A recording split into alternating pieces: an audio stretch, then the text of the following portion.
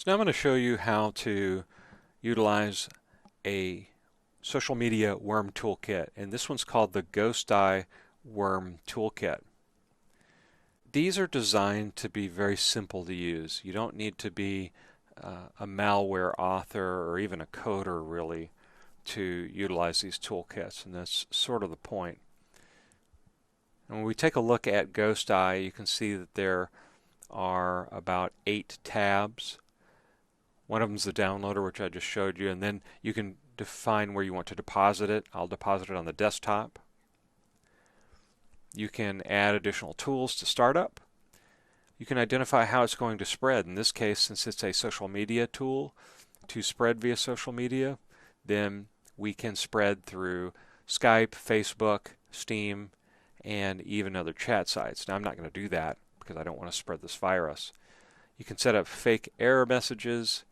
And so we can include any type also of executable that we want, and that's part of the path and the tools tabs.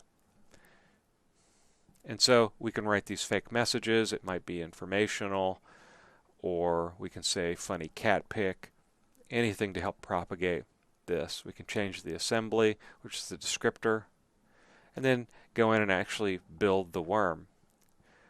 So I'm going to go ahead and click the build button here, and it places it in the same directory as the executable itself. And what it does is it builds a stub, and the stub is essentially what propagates the worm throughout the system and performs the function that it's been programmed to form or perform. So I'm going to replace one of the stubs, call it new stub, and the worm has been successfully built, and we can go in and take a look and test the worm. So we'll find that by default in the same folder as the executable for Ghost Eye Worm.